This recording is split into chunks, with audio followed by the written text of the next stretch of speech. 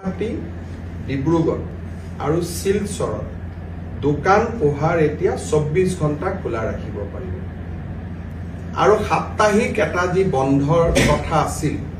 এতিয়াৰ পৰা সাপ্তাহিক বন্ধটো নাথাকিব চৰকাৰী নিয়মত নাথাকিব কোনোবাই বন্ধ কৰিব খুজিলে কোনো আপত্তি নাই ডিব্ৰুগড় গুৱাহাটী আৰু শিলচৰ পৌৰ নিগম মিউনিচিপালিটি কিন্তু বাকি টাউনসমূহত যাক এই গুৱাহাটী ডিব্ৰুগড় শিলচৰ মিউনিচিপালিটি কৰ্পোৰেচন কিন্তু বাকি টাউনসমূহত ৰাতি 2টা বজা পৰ্যন্ত দোকান পোহাৰ খোলা ৰাখিব পাৰিব গ্ৰামাঞ্চলত ৰাতি 11 বজালৈকে দোকান পোহাৰ খোলা ৰাখিব পাৰিব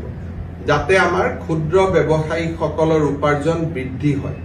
তাৰ বাবে আমি এই ব্যৱস্থাটো গ্ৰহণ কৰিছো কিন্তু শ্ৰমিকক বছৰত সপ্তাহত 48 ঘণ্টাতকৈ বেছি কাম কৰাব নোৱাৰিব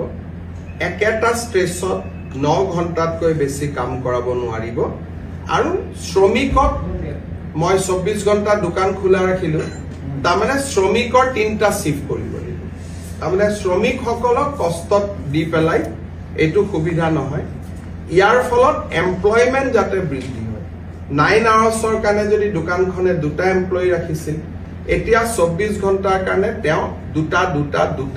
3টা শিফটত আৰু 4জন বেছিকৈ এমপ্লয়ী ল'ব যাতে আমাৰ অসমত নিয়োগৰ সুবিধা হ'ব পাৰে ব্যৱসায় বাণিজ্য ভাল হ'ব পাৰে বিহুৰ বতৰৰ আগত পূজাৰ বতৰৰ আগত তাৰ বাবে আমি এই সিদ্ধান্ত গ্ৰহণ কৰিছো আৰু মই ভাবো যে এই সিদ্ধান্তই আমাৰ অসমৰ ব্যৱসায়ী মহলক যথেষ্ট সহায় কৰিব